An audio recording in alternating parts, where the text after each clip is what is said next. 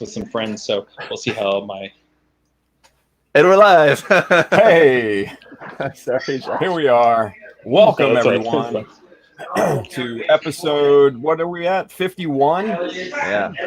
Episode 51 of Gunpla Talk. Hey, I am one of your co-hosts, Tim, the one and only Chad of Mecha. Welcome. Thank you for watching. And as always, I am joined by some amazing folks. We're going to get to know them here real soon. But first, we're going to go around and just kind of say hi. How you doing? What's up? Nice to see you. And we're going to find out what each one of us is working on, and then we're going to get to talking about some news, some crazy new releases just, I guess, just dropped within the past, 12 hours or so? Yeah, very odd time. Yeah, right? Like, what's up with that? So we'll talk about that here in a minute. I know Zach will get into that, and then we'll talk about GBWC and the hijinks that the three of us, excluding Josh, got into. Sorry, Josh. Boo, Josh. Damn it, I'm so jealous. So jealous. You should Right? be. It was a good time. Anyway, hey, let's start with our boy, our fine host, Mr. Zach Zacharillis. Introduce yourself to the internet. Hi, internet. It's me. It's a me. It's me, that Gundam guy. How's it going? Yeah, welcome. A couple things I wanted to say, actually, first, as we're getting started. Just for anyone watching, anyone who's maybe going to be watching over the next couple of days, watching it on playback, is that tomorrow I'm heading out of town for a couple of days. So, yeah, just take that into account for my regular content here on my channel. Right. And also, the 100K contest prizes are in the process of going out. So those people who won that, your prizes are in the works. And the last thing I wanted to say was also that there's another contest coming sooner than expected. A little one, just a little one, but Teeny another contest. tiny one? A little bit bigger than that. I'd say about like that big. Yeah, something like that. Okay. That I'll in about 2 or 3 weeks, I'll have an announcement for that. So Rockin'. that was Adam's idea. Oh, And hey now. I thought it was a cool idea. I agreed. So I said, yeah, let's do it. Word. So Shout out to Adam. shout out to Adam. Adam. Very good. All right. Let's go now down to our Down Under trio, or duo, should I say? Let's start with our resident just surfer guy, looking awesome in the sun, or what is that? The moon and the earth dancing in rotation. Hey, I didn't get I bought the shirt and I went, oh, that's just a cute thing. It's the Earth and the moon spinning around. And then I realized that's what the moon does all the time. It's orbiting the Earth, and you just can't see their hands. they're dancing. Yeah. So that's cute. That's it. Yeah. Hey, everybody. I'm Josh Darrah. I'm in Australia. I'm probably the number one builder of Gunpla in Australia. I'm definitely the number one builder of Gunpla in Australia. Yeah. Agreed. Yeah. I build Gunpla and I do other hobbies and stuff. I don't know what else to say. It's good to be back on the show and good to see you guys again. And that's about it. Are we going through what we're building right now? Yeah, we Not can. yet. Yeah, why not? Okay. What are you building? Well, I haven't anything? been. I'm going to jump to. I'm just going to do my screen share thing again. Okay. I finished my. Okay. So let me see if this works. So, that work? Can you see that? Okay, I have to add it. Sorry, hang on, Josh. There you go. Oh, okay. Here we are. Yeah. Whoa, hey. Yeah. Ooh. Okay, this is if you remember me showing this. If you remember me showing this last time, this is my crocodile game, and basically I just finished it off.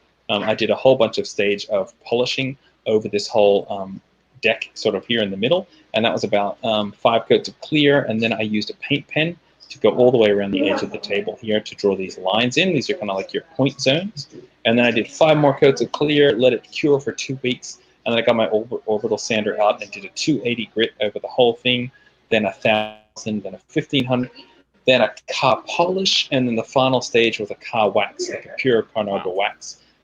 And you flick these discs around, and there's like little brass, teeny tiny little brass pegs here. These are actually cut up brass screws that I used my Dremel, and it took about 10 minutes to cut through all the maybe like 1 or 2 screws. So it took a long time.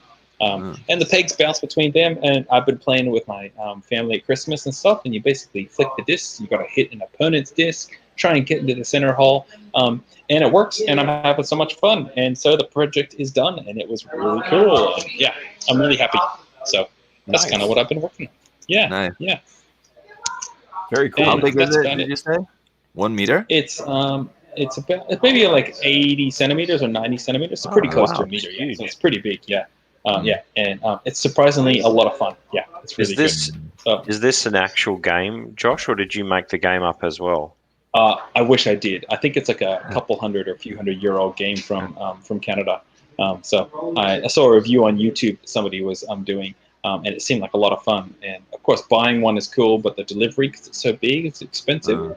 And I wanted to build something out of wood. I hadn't done it for a while, so I decided to look up some forums and stuff. People have built them themselves. Yeah, it's good fun. Yeah. Cool. So that's what I've been building. What's it all made out of, Josh? Sorry? What kind of wood? You've got the finest pine, lightweight, super easy to dent pine out here on the side. So yeah, I went with really cheap stuff on the outside.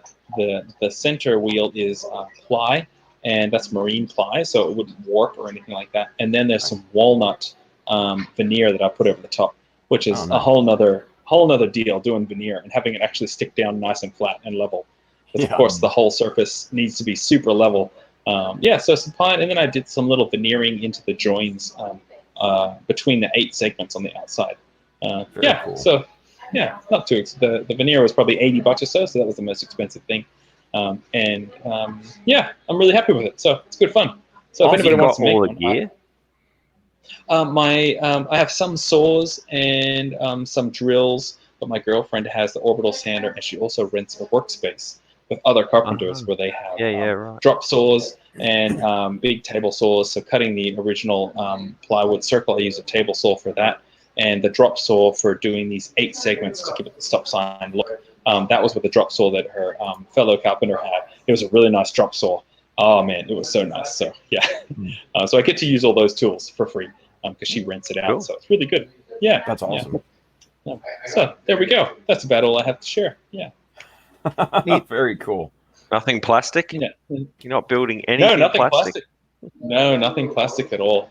I've just ascended past that. Yeah. Josh gave up Gunpla. He's retired. Yeah, that's it. Straight to the bin, right? Well, once he got the crown of the crown of Australia's best builder. So yeah, it's just it's tacky if you need. It's tacky if you need to get that crown twice. I just don't either. Awesome. Go out like Jordan, man. That's what I say. Very good. Very good. But I do have the Hazen Play Raw 2 coming, so there'll be something I'll be building soon. It's not till March or something, right, Zach? Maybe yours. I think it's coming this month. December. Ooh. The first batch. Okay. Yeah. Ooh. Yours might be a later batch. Where do you end up getting it from? Samuel? Good old Samuel. Yeah. Yeah, then you might be. He gets his 1 month later anyway, and especially if it's a later batch, then it'll be maybe March. Yeah. Okay. Yeah. If it's not in the first run. So. Awesome. Nice. Very good. Very good. Thank you, Josh. Yeah. And hey, let's introduce our special guest, Australia's second best builder. It's true. Mr. Aaron Simons. He is your 2019 GBWC Australian champion, and had the pleasure of hanging out with him in Japan. Aaron, introduce yourself for everybody that doesn't know you. Hey, I think I'm feeling much more comfortable on this show now. I think this is my 4th appearance. Something like that, yeah. Third or fourth, yeah. Yep. Aaron. Most people know me online as Weathered As. Yes, I did indeed get to spend quite a awesome couple of days. Well, more than a couple of days, about 4 days or something. Yeah. With Tim and Zach, we had a wicked time. And just that time spent with the guys really kind of has inspired me to go again, do it again. You know, that burnout disappears when you get that Japan experience. So it's pretty cool. It does. What am I working on? Yeah, what are you working on? Oh yeah, I saw that. So I don't know how it's going to come across on camera. It'll be a bit bright, actually. A bit washed out. Let me try that. Give him the screen, Zach. Yes, I will. Let's see. Hang on. How can I do that? Click the little white. There you go. There you are. Yeah. What is that? So 30-minute mission. It's a 30-minute mission, but I've like mashed 3 together and added all bits of other parts for it. But I've only used 30-minute mission parts for it. Like I haven't added anything else onto it from other kits or anything like that. Nice. You're working on a few of them, right? Yeah, a few. That's an understatement. I've built the 10. So the 10 that actually are the range, 1 to 10. And I've done those more or less in their colors and in their scheme. So, because it's all for Gunpla Expo coming up in in 2 weeks or so in Sydney here. So Ryan asked me to put together a bit of a display this time, not just build them out. So they weren't quite as strict on how they wanted them built. So they kind of just said, yeah, go for it, because they want to kind of showcase the customizable nature of them and what you can do with them and how you can, if you get 10 kits, I mean, there's so many variations you can make out of those kits. And then they sell all these like option parts with it as well, which Ryan also gave me a big bag of those. So you start adding that in and there's exponential ways of customizing it. But I think it's kind of meant to, it's kind of Bandai's attempt at competing with frame arms, I think. And it's all kind of plug and play and it's pretty easy to build something up, but they actually look, I mean, painted up, they look cool. Like initially I was like, oh man, these things, but they're pretty cool. I've kind of got to like them. And I also got, go Zach. Yeah, I was the same way. I wasn't really all that into it, but after I built one of them, I was like, all right, it's pretty cool. I'm looking forward to building some more. They got really good articulation too. Like they're really poseable. And then I'm going to put a few like kind of diorama elements in there just for a bit of interest. But I got these little things. Nice. These are like 1/150. So they're very close to 1/144, which is good enough for that sort of scale. But they're like sort of wrecked buildings. I know it's cheating, but I don't have time to make it all myself. So I've just got all this stuff. What company makes that oil? Is it oil tank? Is it Tomex or Tomtech or? Okay, yeah, I'll find it. So I think I'd seen some of that stuff recently, and it looked pretty cool, and it looks nice. When they've in Yodobashi in Akihabara, that the sort of corner part where all the rail stuff is, and then they have all the diorama and the buildings and all that. It's all there. They have everything, but they really have kind of quirky things. They don't have your normal kind of scenery. So yeah, it's pretty cool. There's some cool stuff there. So I grabbed a few of those because they're close enough for scale. So I'm going to incorporate those into the 2 display pieces I'm doing for it. But yeah, you'll kind of see it unfold in the next week because I've literally only got a week left to kind of mash together a couple of dioramas and get them in there. But it'll be right. Nice. That's me. That's what I've been working on. Good stuff, man. Good stuff. Have you thought about your entry for this year? I don't think I've got enough time. Yeah. Well, I don't know. I've got a couple of ideas, but to be honest, by this time last year and the year before, I was like well into it by now. Oh, okay. I thought you were just going to do something secretive again.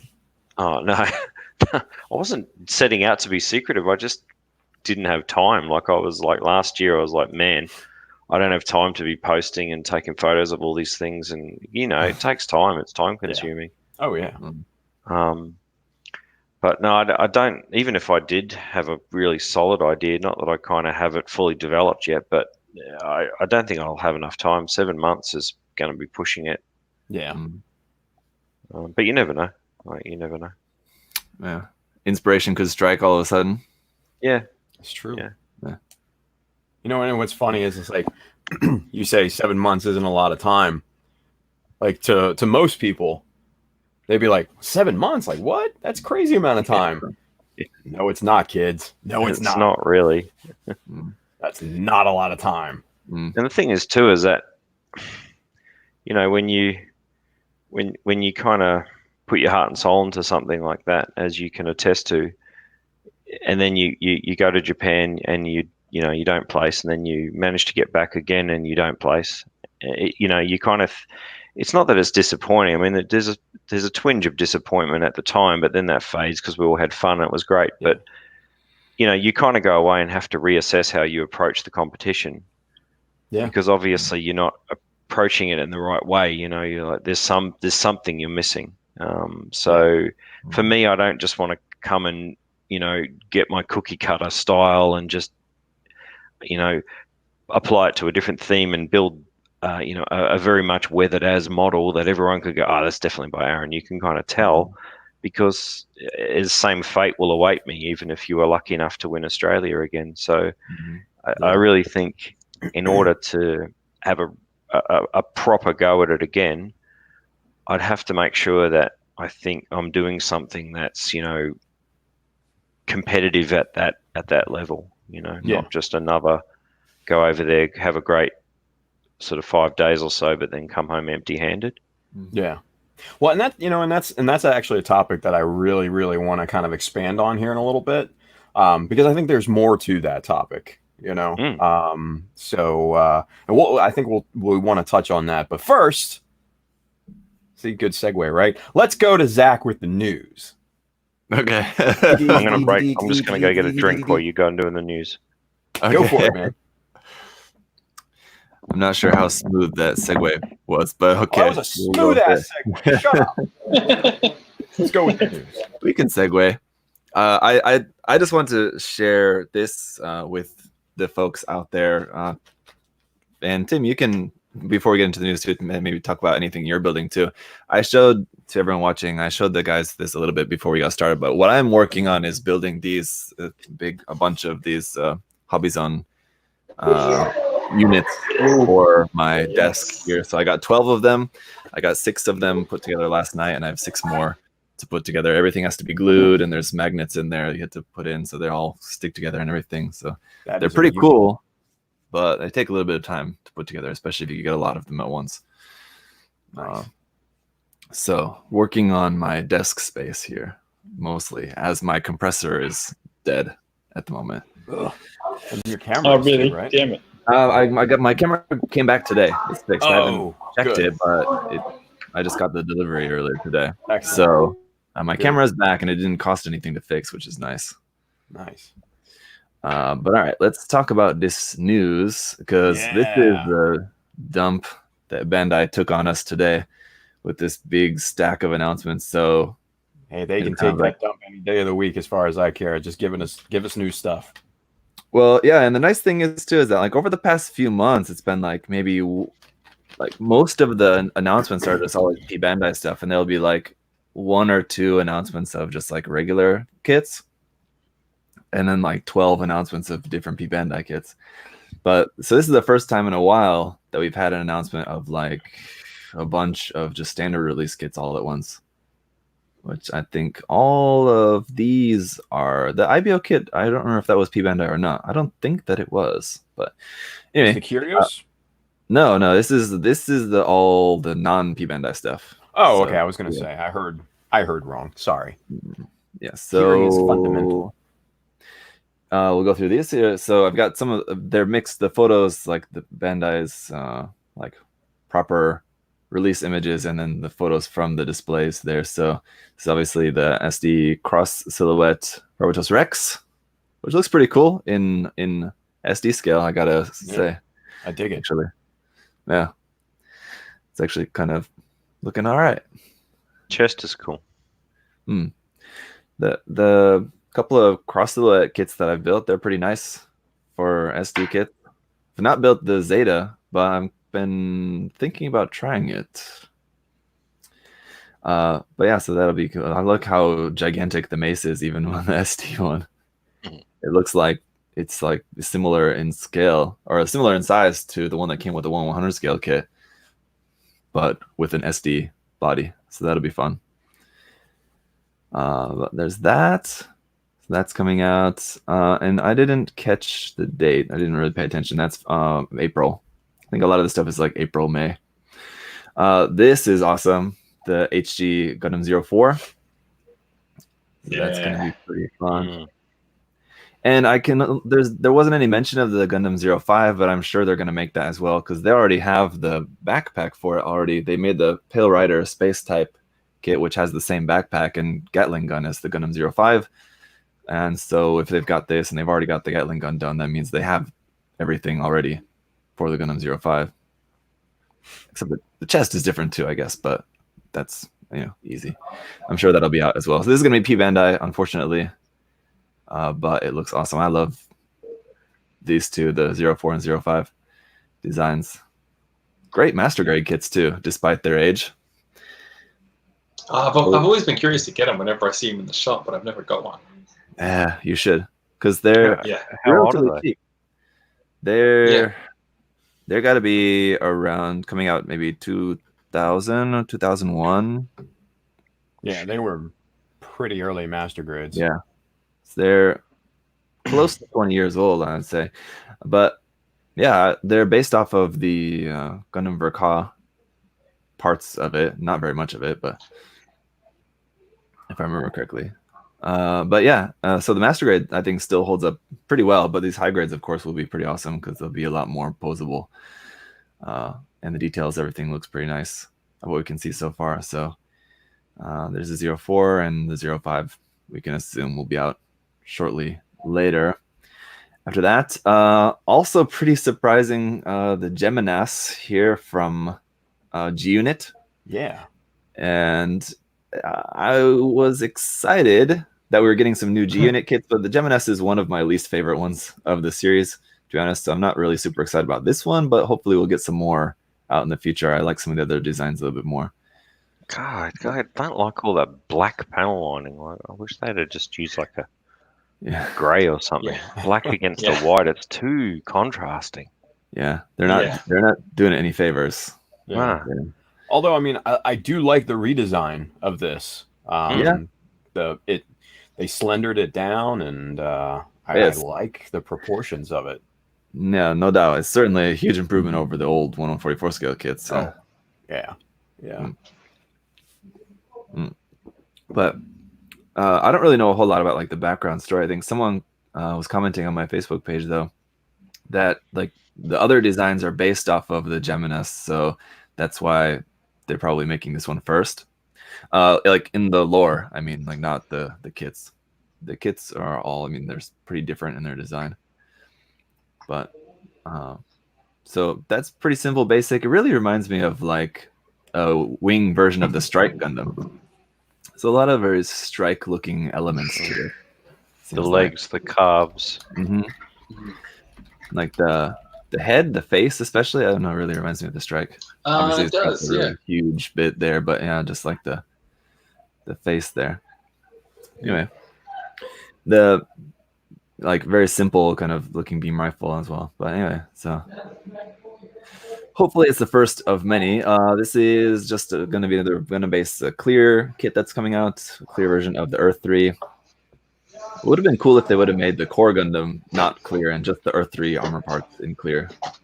Would have been interesting, but of course, I guess you could just paint it like that if you wanted. And this one, which was announced yesterday, this didn't come in today's dump, but in yesterday's announcement was this one is, what was it, the Tertium Gundam, I think it is. So this is the form of the, what is that, the Seltsam, which just recently came out, Seltsam HG. This is that mobile suit before it got turned into the Seltsam, apparently. So also based off of the Gundam Mark III. So probably sometime next year we'll get a just regular HGUC Mark III. Possibly, but who knows? It took them a really, really long time to make a R Jarja after the Build Divers or Build Fighters version of the R Gyaga came out, right? Yeah.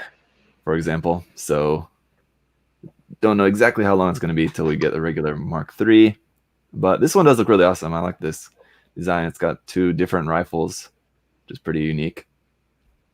And let's see, there's a picture that can be stored on like the back of it there.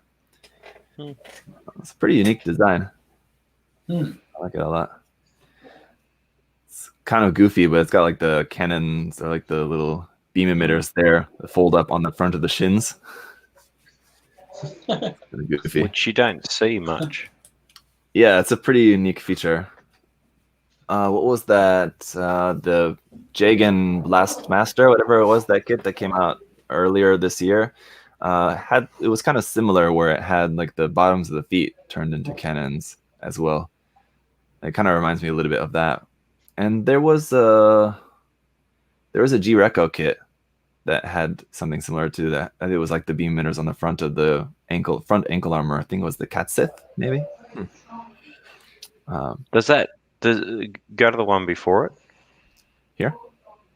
So is that an option, a weapon option as well with it?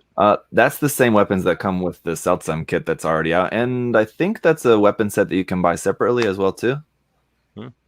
If I remember correctly. I'm not sure if that's out yet or not, but it's the same weapons that come with just the regular release kit. This one also is going to be a standard release, too, not a P-Bandai kit, actually. So that's pretty amazing. Nice. So that looks pretty cool. And then the new RG is going to be the Force Impulse. Okay. I love the Master Grade. It's a really great Master Grade kit. Not really, Yeah. and the high grade Revive is also really nice. Not a huge, like the Impulse, as much as nice as those kits of it are, I'm not a super big fan of the design in general. It's not really one that gets me super excited, but the kits always manage to be good, so I'm sure it'll make for a good RG. Yeah, I know what you mean. I'm not excited at all for this. I'm like, oh, okay. Yeah. I'm sure it'll be a really awesome kit, but You're probably going to hate me for this, but I've never built a single RG. I don't hate you for it. I don't blame you for it. So, I didn't. The curiosity never got you? well, to be honest, it sort of did, but then when I had to pose a whole bunch of them at GBWC setup or Gunpla Expo setup, I was just like, man, these things are just not mine. Okay, Yeah. That makes sense. They're a bit finicky, but I don't know when you did that, Aaron, but a few of the more recent ones have been some of the best ones, like from the Tulgis, the Unicorn, the new Sazabi. Those 4 are like some of the most recent ones, and they're definitely among the best. So yeah, the more recent ones have been really, really good. So I'm assuming this one will be great as well as far as kits go. And then, of course, they'll make the Blast Impulse and the Sword Impulse as P-Bandai kits later on as well. So those will be interesting. They've just recently had the Blast Impulse Master Grade P-Bandai kit coming out as well. So, and then to go along with that, this would be the Infinite Justice new HG kit of the Infinite Justice here as well, which looks like it's going to be pretty nice. Also, not a design I'm particularly super into, but I'm sure it's going to be a really nice kit. It looks really good. Yeah, it looks nice. Share the sentiment on that one. Just sitting here like, I don't know. Great. Yeah. The Curios, of course, Master Grade. There we go. Looks awesome. Yeah. That's cool. Oh, yes. Is that P-Bandai? No. Regular release? Yeah. Nice. Go back to that one shot, Zach. Yeah. What are they retailing it at? And Have they got it there? 55. 55. Oh. yeah. I couldn't help but get nostalgic from this picture. Oh, your entry's all in the background? The background. Yeah. Oh, yeah. Oh, come Yeah. on. Anyway, Cool. on to the detail shot. Sorry. Yes. Well, yeah. Pickup. I didn't even notice that. Yeah. This is So they've turned to the seating area where we were all at before, back into just the display area for the new stuff. But yeah, the Dynamace, as everyone knows, was an awesome master grade. So I'm assuming this will be, just the same. But I like it. It's cool. The question will be in the transformation, how much of a pain that will be or not. But yeah, not too worried about it personally. I'm not really too into it, as long as the kit's all right. I reckon, though, I mean, even though I respect that it transforms, I mean, that's an amazing engineering feat, but it doesn't, you know how sometimes the kits that transform, the aesthetic is really affected when they're in sort of the mech mode, you can really tell, okay, this thing has had to have been built like that because it transforms, but I don't think this one's affected by it at all. I think it looks fantastic, Yeah. Even though it's got just wings on as for knees, they still look great. They look cool. They look like that's all they're meant to be there for. It's just to be knees. Yeah. That's great. So it'll be great to see some more photos of that once they've got like the colored prototypes and everything. That'll be pretty awesome. So looking forward to that. So and I'm actually surprised that that's coming out as soon as it is. Well, I guess it's not out until May, so it's still a little while yet. When was the Dynamace out? Probably around the same time, so almost a year between them. Yeah. So if they're coming out about a year at a time, so we can expect the Virtue to come out in 2021, I guess. If not, maybe the end of 2020 as like one of the big year-end big master grade kits, because that'll be a pretty large one. Oh yeah, could be. That'd be cool. This is the new Iron Blood Orphans HG kit. It was the Marcosius, I think it was the name of that, if I remember correctly. I just got the one picture of this one. There was some more. They've put out a bunch of different photos of this because this was announced about a week or so ago. I think just before Christmas, maybe. It's interesting. It's very extra. It's got a lot of yeah. It's got a lot of stuff going on, but I think that's kind of, I don't know where it fits into the story though, but from what I would guess in the story is that it seems like maybe this is a Gundam that was like one of like the old ones or something, like, or like this was his form like back when there was like the big war or whatever. So like imagining this is one that was like actually like new like this, where like the later ones that we see in the story are ones that have been like rebuilt. The Barbatos and the Vidar and stuff have all been rebuilt and whatever, so they're a little bit more simpler. This one being so like over the top seems like, oh, okay, this is its original form, and that's like how like big and crazy they were all originally at the time, and that's why the later ones weren't quite as over the top like that, if that makes sense. What are the they look like extra knee joints sort of in between the wings and the actual torso. Yeah, those. What here? Yeah. Hip weapons or something? Yeah, I think they're mounted on the side skirts being weapons, if I remember correctly, yeah. There's a thing, we go all the way back to the top photo. There's a couple of pictures here. You can kind of see it's a binder on the side of the hips there. Ah, right. Something. Maybe a holder for the sword. I don't know. I can't remember. I'd have to look back at some of the other pictures of this. But yeah, there's a lot going on there. But interesting. It's certainly not the ugliest design from IBO that I've seen. So yeah. But this is the one that we're all looking forward to. Hey, yo. Is it? Yes. It is. Yeah. You've been informed. Whatever. I've been wishing for just even a high grade of the Origin for a while, because the MG is such a nice design. Yeah. Your wish is granted, my man. Oh man. So yeah, HG, and the great thing about it is it looks a lot more nicely engineered even than like the Gundam local type, which is like a similar HG kit in the line. And like the other Gundam type kits in the Origin line are all kind of pretty similar to like the local type, which was the first ones. They're all kind of based off that. Generally, a couple of later ones got a little bit better, but this one definitely looks like it's much better than. Zach, can you zoom into this picture? Yeah. When did they release this? Today? It's not, this information, this news is just out today. Do you think it's a bit odd? Like this comes out just when they've just announced the G40. Well, I mean, they didn't. I mean, not that the G40 has just been released. You mean? Yeah. I mean, this year is the 40th anniversary of Gunpla, so we might get bombarded like this for the rest of the year. Who knows? Yeah. I mean, I don't know. The G40, I didn't pull this out as a news point to talk about, but since you mentioned it, just in case anyone didn't hear, the G40, like the first initial and like only run apparently that they were going to do of it, because it's been all sold out everywhere. They're doing another run of it as a Gundam base exclusive. Okay, I think it was, or P Bandai.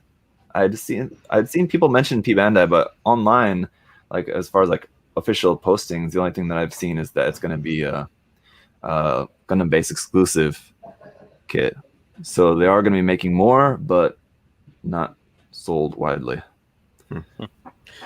So a few things with the Gundam Origin right here that I'm noticing, because I actually just built the snapped together the master grade, right? Yeah. It looks like some of the proportions are different on this. Oh, the head is bigger. Yeah. And it's not as barrel chested as the master grade. It's definitely more in line with the proportions of the other HG Gundam type kits from the Origin line. Yeah. Yeah. I like the proportions on this way better than I do the master grade. That's the size of the head was my big gripe on that. And the feet are a different shape too. If you scroll down and look at the feet, they're more like your normal. Oh, they are too. Your normal Gundam, where on the master grade it's much more Verka-ish, if you will, much pointier. Yeah, I like the proportions on this better. Sadly, it looks great either way. Yeah. No, it looks good. It looks good for a high You can grade. see the little Vulcan on the top of the chest is going to open up. Here you can see that. Oh, there. Nice. That'll be cool. And just the part separation looks like the Vulcans and the head even are separate parts up in there. So it's going to have some really nice detail and part separation for an HG kit, it looks like. Yeah, that's cool. Much better. and Better than the G40. The G40 may have all the goofy points of articulation, but this just looks so much better. Oh yeah, the design. Yeah. Sorry, Ken-san. Okay. Yeah. And this, speaking of goofy, So what is this? Bumblebee. Yeah.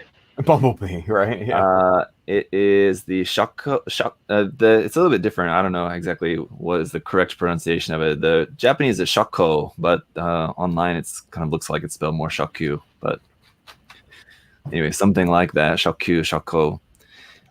It's from Gundam Victory, obviously. Okay. And it's pretty.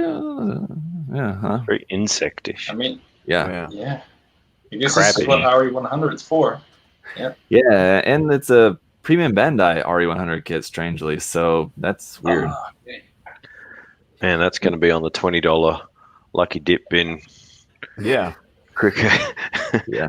Like, did anybody ask for this? It's weird.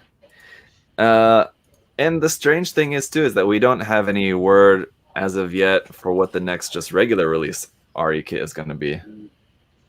So, okay. Yeah. I don't know. And the other thing is that they're usually trying to, like, for a lot of the recent kits, they're usually pairing them with a master grade release. Like we had the master grade Alex and the RE100 Zaku FZ. Yeah. But with this one, what's this coming out with? This is coming out in when? Let's say. That looks like it says January, but that can't be right. That's a bit close. It says 1, doesn't it, right there? Yeah, I see what you're saying. I can't see how that could be anything but 1. So that's strange. Huh. Maybe that's when I think that's when the reservations start for it. Sorry. Okay.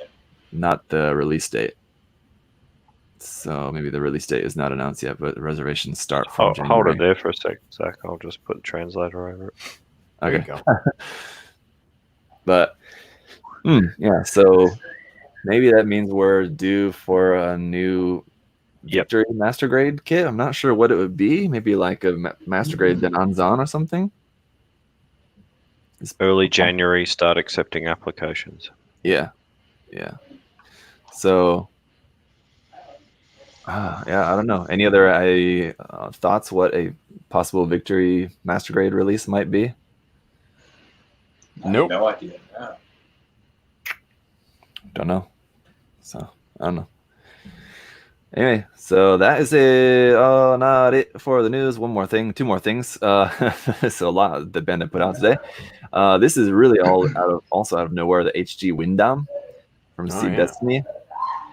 The interesting thing about this too is look at the price. It's really cheap, 1,400 yen list price for this. That's not bad. Like, similarly, the Justice here at Infinite Justice is 2,200 yen first list price. And this guy's got a backpack as well, like a jet backpack. Yeah, they both have a pretty sizable backpack, and I mean, you think, oh, maybe it's just a much simpler design, and kind of overall, it's kind of simpler, but I mean, you can it's got some still part separation, the vents and the lining parts around there on the chest and everything on the head, so it doesn't look that simple. I don't know. I mean, I'm seeing some engineering points on this one that might not be comparable to the Justice. I mean, look at the knees. Look at behind the elbows. It's all hollow and everything. So yeah, I noticed that as well. Yeah, especially like the elbow joints, the knee joints do look pretty simple. So yeah, it's got like some nice color separation. Looks like in some areas, but the joints and stuff do look a little bit more simpler than your standard or than some of the other newer high grade kits, because the Infinite Justice is also sort of a revive version. It's an updated version of the original high grade. This one, the long V fin. The long V fin's cool. Yeah. So I'm not really super into the design in general, but for that price, and there's a lot of cool parts of this will make really good kit bash fodder, I think. Yeah. The shoulders especially. I like those shoulders. Those are nice. And then this is the last one, the Desert Zaku. This is going to be awesome. Looking forward to this. Just another very similar to the Zaku Cannon, which did come out not 1 year ago. So kind of similar to that. It's got the same cannon parts that it holds there, but some different parts on there. So MSV stuff is always nice. So there you go. Yeah, nice. I like it. All right, that's it. All right, I think that's everything. There was a lot. That's all the news, right? Yeah. Good stuff. Excellent. Well, thank you, Zach. Welcome. Well done. All right, so I'll take a deep breath now after all the releases and everything. So let's talk about GBWC, shall we? It was a fun time. I think we should. Yeah. So if you guys are living under a rock, GBWC World Finals happened a couple weeks ago in Japan, and Zach, Aaron, and myself were lucky enough to be there. And we missed Josh. Let's be honest. We wish Josh could be there. Oh man, I was bummed I couldn't be there and hang out with you guys. Yeah. Josh, you should have entered, and tried to win the junior categories. So. You guys both could have come. Yes. Get some like braces. Kid. Yeah. Just shave. Yeah, like put on a hat. Nice. But so if you guys haven't seen Zach's videos, there's 3 of them that he produced of the weekend, and they're really, really great. I find myself reminiscing after watching those videos. And I know just from watching those, Zach, you probably got like hours and hours and hours more footage that you got probably. There was a lot, but not that much more that I couldn't include because I wanted to include as much as possible, just to kind of give the full experience. So that's why that's separated into 3 videos, and each one is pretty good length. Yeah. In total, it's almost 2 hours between the 2 videos. But yeah, that's basically 30 hours of time trying to capture as much as possible and compressed into 2 hours, just to share as much of that experience. Yeah, it was very nice of you to not show my dirty laundry in the in the room tour. That's on the cutting room floor. Yeah. Yeah, that too. And I do have another video I need to put together of just Friday when I just arrived Friday and meeting up with Aaron, and then later on in the night meeting up with Tim as well. So I've got just a bunch of video that I was taking just with my phone all day on Friday. I wanted to put together into just like kind of regular kind of vlog type video. Nice. So I need to put that together probably this coming week. I'll work on that. Oh, cool. Awesome. Yeah. So you guys, let's just, I guess, take it day by day. What do you think? You think that's a good call? And then we can kind of talk about little details and stuff like that. What do you think? Good? Yeah. Sounds good. So so I got there late in the day Friday. Zach and Aaron had already been there. Aaron, you got there what, Thursday? No, I got there Friday morning. I got Friday there morning, at 5 o'clock in the morning. So Okay, so you had already been there for a while. Yeah. Okay. And I got in, I think we met like 11 o'clock or something, wasn't it? 11:30. Yeah, just after noon, I think. Yeah. I arrived in Akihabara just like around right at 12 land, and so we met up there, Aaron and I, in Akihabara like just after noon. Yeah. And so we spent some time just going around to a few shops. I had to do some actual work a little bit, going around checking out some of the shops to make some updates for the Tokyo guide. And so we were doing that, and of course doing a little shopping, sightseeing as well, checking out the shops there. And then we had I had planned a meetup for that evening, but we wanted to get some. Well, we had lunch first. I introduced Aaron to kokuichi curry while we were there. Oh. we went twice actually while we were there. Oh, wow. Yeah, nice. Is it really first and last, was it? It was first and last. First meal and the last meal. Yeah. Bookending the Japan trip with kokuichi curry. It's the best way. Nice. Anyone who's had it can attest. We wanted to get Tim there as well, but we didn't get a chance to get Tim. I'm not a curry guy, man. Like, you will be after this. Maybe. I'll be converted, I guess, right? Yes, you will. Jeez. Certainly. Nice. Yeah. Nice. Josh, you've had it, right? No, I haven't. I can't remember when I was last there if I'd had it. But believe me, I'm trying to go in March or April. And it's on the top of my list to go to. Yeah. So, yeah. I want to try. Or you could go in May and come with me to Shizuoka. Oh gosh, that's tempting. Decision. I just get worried that any time in around then is when Japan starts to get a bit warm, and traveling when it's really warm freaks. It's not that warm. No. Not in May. No, I can't do it. When are the Olympics? No, it's okay. I'm not sure. I was actually meaning to check about that because I also wondered about that. Can I just make an observation here? The man who lives in Brisbane, like one of Australia's hottest cities, has just complained about going to Tokyo when it's warm. It's because I live in Brisbane. I'm so traumatized. I want to get as far away from it. No, dude. It's going to be really good because I also, aside from just how amazing Shizuoka is, just as the expo is there, but also in the works, planning on visiting Bandai's hobby center there as well. Yeah, I was So going to ask about that. I could say I've got my assistant who's going to come with me for a tour of the hobby center. It's a good chance. And he just dropped. Look at him.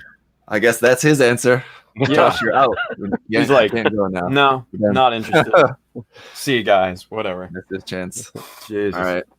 Nice. But anyway, yeah. So yeah, we had Kokoichi for lunch. Aaron and I introduced him to Coco. Nice. For curry before our shopping. But then after shopping, yeah, we wanted to have some dinner before the meetup, so we had some meat.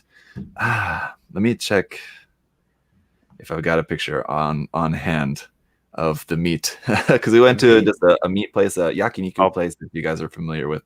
I'll ping you on. Hang on. We have the meats. Yes, we have the pig's rectum. Yeah. Let's not get into that. Oh my God. There you go. Welcome back, Josh. Oh, there he is. I don't have a picture. I have a video, so I'll include that in the video. But one of the items on the menu was pig's rectum. Oh, so God. We had to try that. It's fine. If you guys are really good. Yeah, if you guys... Well, here in Korea, we eat pig intestines. And I don't know if whatever country you guys live in, if you eat pig intestines. Chitlins. Or pork rectum. I just messaged it to you, Zach. Yeah. It was good. We had seconds. Yeah. And the rest, yeah, it was really good. And the restaurant was quite cheap. You ate its ass and really asked good. for more. Ew. I couldn't get enough of that pig asshole. And we weren't sure, but we were pretty sure that the staff was having a laugh about it as well. Oh, I'm sure. Yeah. Because I think they were probably just like, oh, do they like really know what they just ordered? Like, oh my God. Yeah. Yes. How phenomenally cheap was that place, though? Yeah. Remember, I took both the things up. I didn't realize they had just updated our order. Remember? Yeah, the receipt. Cause, like when they gave us, like, we made our first order of just like a few different meat skewers, right? And then we ordered some more. And then when I think we ordered more twice, and so each time they brought the new updated receipt, but Aaron thought it was an additional receipt. So we had like 3 receipts. Aaron was thinking it was like a total of all 3, but it was just. But it was still cheap. The top one, yeah. It was about $15 per person, something like that. Less than $20 per person. We ate pretty well, but yeah. I'll have to send this photo to my computer from my phone to my computer, or no, you sent it on Facebook. Oh, anyway, here I'll just show very briefly. It's just a skewer of meat. Anyway, that's all. But no.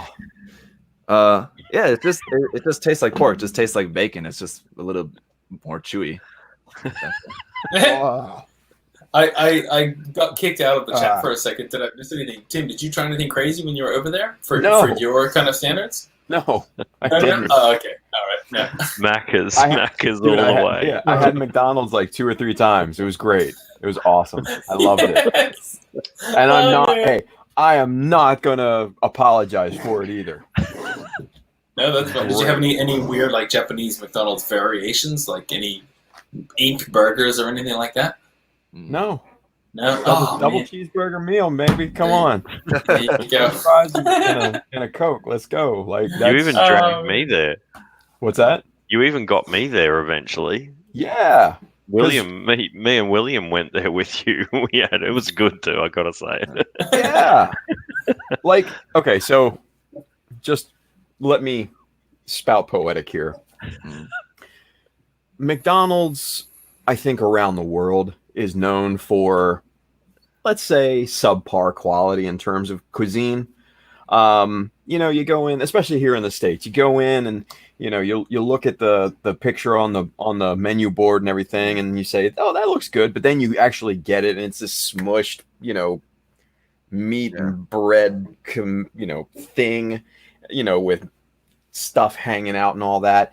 It's not that way in Japan. What you get in Japan actually looks like what it looks like on the menu board, like sometimes even better, and it tastes better too. So I don't give a shit what you guys think. Having McDonald's in Japan is amazing. It was pretty good. By that. It's awesome. I can say that the McDonald's breakfast did taste pretty good when you come home at like on the first 6 a.m. train. smashed. Yeah. The McDonald's breakfast did do the job. Nice. So yeah, so then we got to the meetup, right? Let's talk about that for a second, because yes, so boy Will, he's in the chat. He came out and hung out with us. Hung out with us for a while. Second time trying a meetup in Tokyo, and both times it was surprising in opposite ways.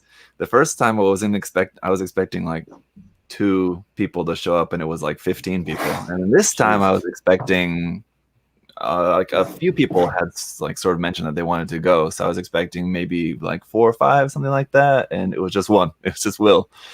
Will showed up. Even after meeting a guy earlier in the day, when we were at the shop, we met a guy who recognized me, and he came up to me and went on fanboy. "Weren't you Zaku earliest, whatever?" And then like, and so we just said hello to him, whatever. And it was really funny. Aaron introduced himself, and the guy was like, "Oh yeah." He didn't care at all.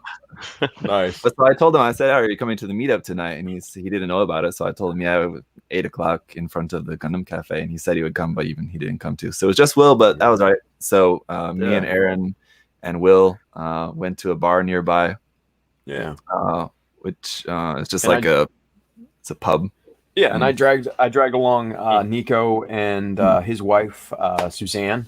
Yeah, they were great. The champion from Canada. So shout out to Nico and Suzanne. They were amazing people. So so we all were at an English bar or an English pub. In the middle of Japan. Like, it was so weird. Very fun. I like that place. That's where we went. The reason I knew that place because that's where we went when we had the meetup before. It's good for meetup for that kind of bar. Otherwise, the Japanese drinking establishment stuff, it's kind of harder to get a group of people in there to just have some beer, and there's no obligation to buy food. Yeah. So, but it was just a weird setting. Like everything that you see is like English, like like England, like United Kingdom, right? It's like an English pub, but you look around and it's all Japanese people. It's so surreal, right? Yeah, it is weird. It was kind of crazy, but it was really cool. Smoking in a pub. I haven't been in a pub for years where there's people smoking. Exactly. Yes. Yeah, that gets to you. Yeah, it gets to me. I hate it. I can't really stand that. But didn't Phil and Mateo joined us later on there too, didn't they? The English and was that not that night? Not that night. No. Oh, okay. We that was the next night, Saturday night, when we were at the hotel. We met up back at the hotel after the dinner with the reps. Yeah. They were there. So we were there at the bar, and then we wanted to enjoy some outdoor drinking because they're in the States, and in Australia too, you guys can't drink outdoors in Australia, right? You Not can't. on the street. No. Yeah, you can't walk on the street. You can't drink walking down the street. No. Yeah. But you can in Japan. Oh, that's so good. You can. Yeah, we enjoyed a few drinks on the go. Some more than others. Yeah. We were drinking the I got everyone to try the extra strong drinks, like the 9%. It's like a cocktail in a can, basically. Yeah, those are pretty good. A little bit dangerous because they're just like tastes like anything, but a little stronger than beer, obviously. It was okay. Like, I mean, it wasn't my style. Let's put it that way, right? But I hammered it and just done. And what did I had 2, right? I think 2 or 3. I don't 2 or 3. I don't know. Yeah, but I felt good. Yeah. I wasn't drunk. I was tipsy. Felt good. Then we met this really sketchy couple while we were walking outside, and went with them to another bar somewhere underground. Somewhere in a basement somewhere with like the guy. And I was recapping. It's one of those things where like I was recapping it the next morning, thinking about that. I'm like, oh, that was weird. But, like, when was this? The woman said After you guys went back. Oh, I was gonna say, Yeah. like, did I black out? Like, I don't remember this. I think it was just Aaron and Will and I. Okay. Yeah. Yeah. The woman said she was a surgeon, and the guy said he was like something else. It was weird. Yeah. Yeah, it was just an odd setting, but Everyone everyone was apparently pretty pissed, they had just met that day, but they were hanging out together. So like they seemed like they were a couple, but apparently they had just met that morning, like on a hike or something. It was very strange. It was weird. But anyway, yeah, and then back to they're saying Aaron was staying at a proper hotel. Will came and stayed at the same place where I was staying, which was like a capsule hotel, basically. And so yeah, that was good. But the next day I was feeling pretty bad. Oh, buddy. Understatement of the century, but just go with bad. Yeah. I was not feeling very good for a while the next day, so I was late to get up because of course, because I just passed out in the bed, I forgot to charge my Wi-Fi device. I didn't have any Wi-Fi. My phone wasn't charged, so like in the morning there was no alarm or anything, so I just slept. And then by the time I finally got up and like tried to get out, and I was just feeling bad, and then finally got out and was feeling bad. And finally just decided like, all right, this is not working for me. I got to go back. So I went back and took a nap for a little bit, and then I was feeling okay after that. But you guys, Aaron and Tim, you came out very briefly, right, to Akihabara and went shopping with them a little bit. On Saturday, Yeah. I started out at Diver City. Mm-mm. So I went there, saw the unicorn, and it was raining. It was nasty, but it wasn't that bad. So walked down there, saw the unicorn for the first time. That was awesome. Went up to Gundam base, got to experience that, newly renovated for the first time. So that was really, really cool. Just got a bunch of shots of the place and everything, and just posting on Instagram and everything and all that. So it was a lot of fun. But then I went over to Akihabara because I wanted to get over to Volks to see if there was anything that I wanted, and I don't know how this happened, but I didn't buy anything at Volks. He's truly a man of strong willpower. Dude, I don't know. It was really, really weird. Like, I'm walking down the aisles, especially like the tools and stuff like that, and I'm like, oh, that's kind of cool. That's pretty neat. And then I look at the price and I'm like, yeah, not for that price, And then Really? Yeah. Saw a few things and I was just like, I don't really need it. So yeah. And I knew I wasn't gonna buy any models. Because I don't need, that's the last thing I need. So I was just like, I'm just looking at tools and stuff. So but I didn't buy a single damn thing. I was shocked as hell. I know what you mean. Like last year, I went stupid and just bought, bags of stuff, and it was, half of it I still haven't used or opened or anything. And then this year I went back and I was kind of like, okay, well, I've got all of that, and I was like really on the hunt for things I had never seen before, and that only amounted to maybe 8 things. So it wasn't. Yeah, I know what you mean. Like once you kind of get so much stuff, you kind of sort of go, well, I mean, to be fair though, when you and I were shopping, Zach, like you were kind of like finding these little gem finds here and there that I had kind of overlooked and didn't know there was another section around the corner of some shop, and so that was pretty cool. Then I did actually buy a few things from there, but I do know what you mean.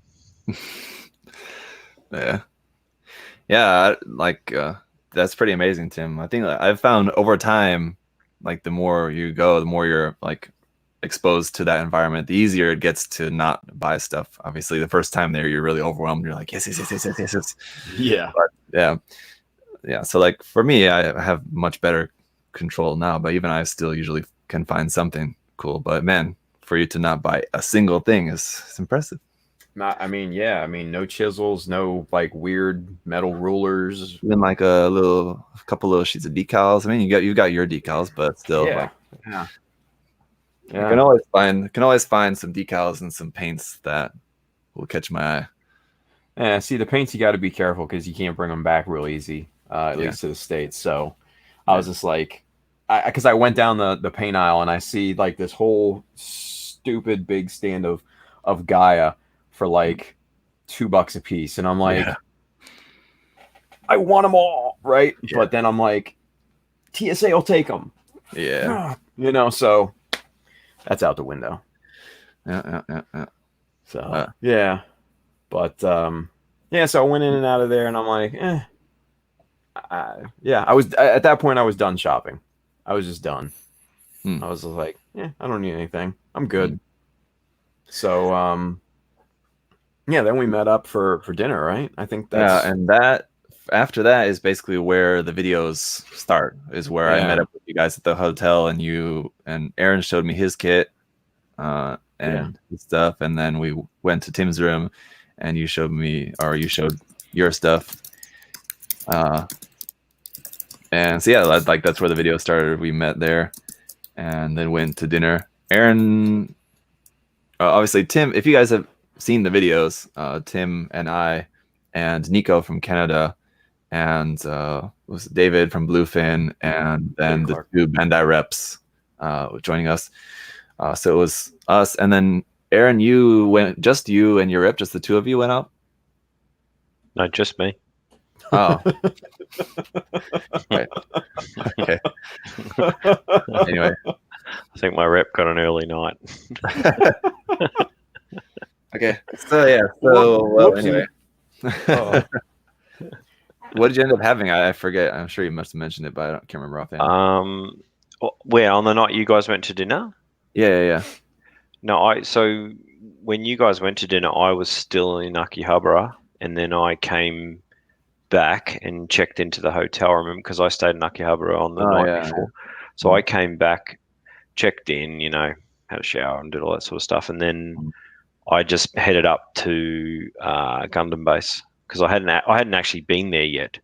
So I headed up there, and like that whole mall is open until 11 o'clock at night. So I just got some dinner there, did a bit of shopping for like non Gunpla shopping, just sort of shopping for my kids and family and stuff. It was actually the perfect opportunity because we had no other time over the weekend. So it was kind of good. Like while you guys were away doing that, it gave me that kind of 2.5 hours to sort of smash it out. But on the way back, I went through the other mall, the other big one near Aomi Station, and I went through the what do you call it, the borderless thing there. They had that, and I just finished that and was coming out of it when you guys messaged me to sort of say, hey, where are you at? We're back at the hotel. And then we met back up, and then we all kind of had a few drinks there and whatnot. I was gonna say, actually, Tim, I forgot that was actually when you were there before. The ARC-78 was there. So this was your first time seeing the unicorn, right? So I was thinking, like, when you were mentioning how you went to see the unicorn there, and then like Monday morning how you went to go take a bunch of photos of the unicorn, I was like thinking, hasn't he seen the unicorn before? Why is he acting like it's like his first time seeing it? I forgot that. Yeah, it was your first time seeing it, wasn't it? Yeah. It was. And Grandpa, those photos were amazing, man. Yeah, I wanted to get like high detail photos, and because I did that with the RX, right? So if you guys are interested, on my Facebook page, I've got like a bunch of high res photos of the unicorn, crazy detail shots of like the parts and stuff like that. I was happy with how they came out. So but actually cool. The absolute best I've seen of that. They were fantastic. What, now that you've seen both, Tim, which do you prefer? For the nostalgia, the Gramps. Yeah. It's just the just traditional, like that's what you expect, because that's the first one. And so just seeing that, yeah, for me, I think the grandpa was more impressive than the unicorn. The unicorn, don't get me wrong, is great. The transformation, the show, and everything is awesome, but just for that traditional nostalgic feel, seeing the RX 78 was, I think, was cooler. Yeah. And for those of you guys that haven't, I guess, taken that walk from the hotels on Akihabara across the bridge and up to Diver City, there's like this kind of, I guess, special feeling that you get for the first time seeing it and experiencing that. Like you come up over the bridge and the hills and stuff like that, and you start to see the head of the Gundam start to peek above the trees a little by little, and then as the closer you get, the more it's revealed, and that's just kind of a special kind of moment. At least for me, it was. It's crazy, yeah. And seeing the normal Gundam back in 16, like, dude, I was like a kid. I was just like, are we there yet? Are we there yet? Are we there yet? Right? And just the closer we got, the more excited I got, and it was just it was really, really special. But seeing the unicorn was very special as well. So it was really, really cool. Yeah. What about you, Josh? When you went there, when you were there, it was the RX-78, wasn't it? RX-78, yeah. So that was the first one I saw. I still haven't seen the unicorn. Same thing as Tim said. I was just giddy, and I just stayed and looked at it for like probably 2 or 3 hours. Yeah. It was so good. It was so cool. Yeah, and I guess because it's so iconic, that design. I'll have to see how I like the unicorn. I'm sure the unicorn would wow me, but just that design, it's so good. Yeah, it's pretty cool. Like you could get up closer to the unicorn than you could with the RX. Like they had like, I don't know, a good 10 feet roped off, at least in 16 when I was there, where you couldn't get up close to it. But you can literally get up within like, I don't know. Yeah, like 4 or 5 feet. For those of you playing in the US. Yeah, you can get stupid close to it. And I know on non-holiday seasons, like you can actually go walk through the legs and kind of get a upskirt shot. They had that at different times, like just like with the unicorn, how at different times they have the center walkway open or not. They had that for the RX as well. There was some times when you could go between the legs. Oh, really? Okay. At least, I'm not sure, I don't remember exactly offhand for when it was at Diver City, but at least when they had it at first, when it was not, before they moved it to in front of Diver City, when it was over on like the kind of open area on the side of the island there, when it was first built. Gotcha. I think the best view of the unicorns when you come in on the train. You know when we came back from the train, Tim? Like that view where you come around that corner and then you see the unicorns, because you get a really clear, full view of it. That is pretty neat, yeah. Right in front of Gundam, right in front of Gundam base or Gundam front. And that was like the first time that I've ridden the train coming that way. Oh, right, Yeah, because for some reason we didn't do it in 16. So that was kind of cool, seeing that kind of perspective, because obviously you're elevated on the train tracks. You're not ground level. So yeah, seeing it at an elevated pace, almost eye level with it. Yeah, that was really, really cool too. Yeah, Kenneth was just asking in the chat if the first one was at a park. It's not really like, it's kind of a park, but it's on the island actually. Where it was originally, it was just like really nearby where it is now. It's just kind of like off to the side, right next to like the water's edge of that island, basically. So like if you're looking at it on a map, it'd just be like to the west a little bit, to the western edge of where it is now. Gotcha. They didn't have to move very far. Yeah. But yeah, I mean, we had a great dinner with the Bandai guys, Shohei nice. Shohei and help me, Zach. Oh God, this is terrible. I can't remember the guy's name. Was it Koji? Yes. Jesus. Sorry, guys, if you're watching. Yeah. But they were great. Shohei and Koji were amazing. Great hosts. David Clark from Bluefin was there. Go ahead, Zach. Yeah, just the amazing thing to me was that the two of them were great hosts, like for us, like North American guests, but also both of them had pretty big roles, like on Sunday, like for the ceremonies and stuff. Both of them like had quite a lot to do.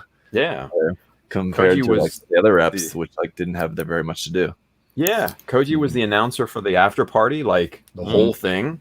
Like that was kind of a big deal.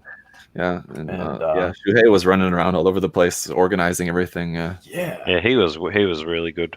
Yeah, both of them were just awesome. They were just awesome. So we couldn't have asked for better. And shout out to our boy Benji. Benji didn't get a chance to spend too much time with us because I know he's a busy dude now. But Benji's great. So shout out to all them.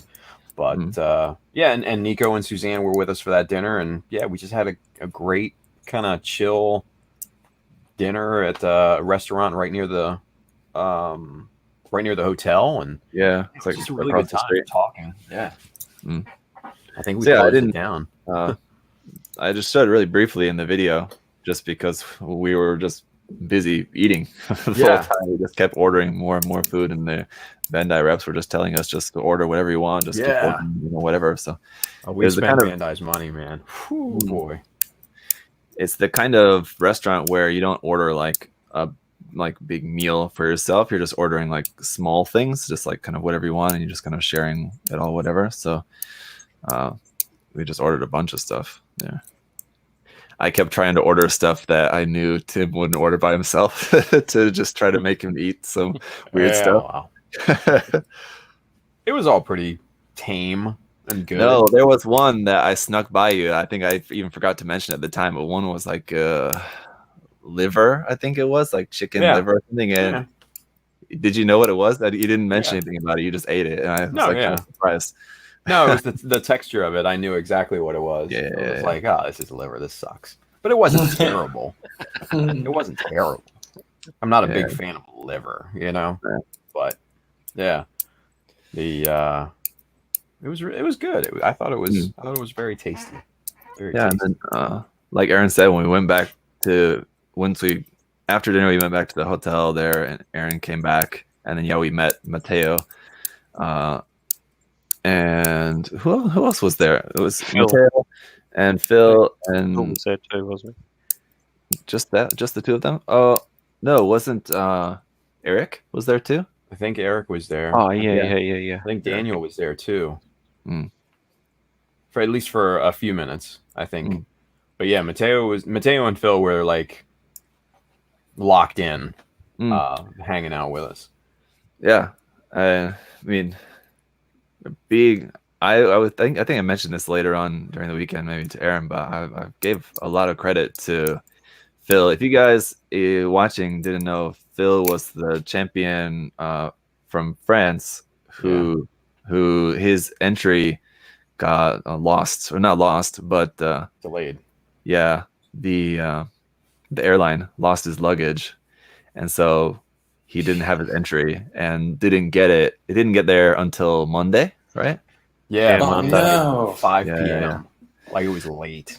So that Saturday night was the night before, and he was hoping that they were gonna bring it Sunday morning in time for him to get it in time to take it and get it in display Sunday morning for the event. So I mean, like, even for him to even like be as chill as he was that Saturday night, man, I would have been like just like in my room crying. I mean, at that point, what can you do though? It's just like, I guess you just gotta fucking accept it. It was terrible. I felt super bad for him, and same thing with Atan. For those of you guys that don't know, Atan, Single Media, he goes by from the Philippines. He couldn't actually even be there because I guess he didn't get a visa in time or something like that. So he couldn't even attend. And I was actually looking forward to meeting him because I've been a fan of his for a while now. And I wanted to see the Hyperion, his model entry and everything. So that was, that was disappointing, but these things happen, man, So But yeah, I know what you mean about Phil. Like, he's just an awesome guy. And to sort of have to, Sunday would have been so bittersweet for him, because all of us were having an amazing time, and there was a lot of expectation that we were having a good time, like a lot of people watching us, and whenever there's a group kind of laughing and carrying on, there's a camera there filming and stuff, and there was no kind of room for gloomy gutses around, so and Phil just sort of went, well, it's done now, but on the Sunday night, when we were all drinking in the lobby, I ended up staying there with Phil until 4:30 in the morning.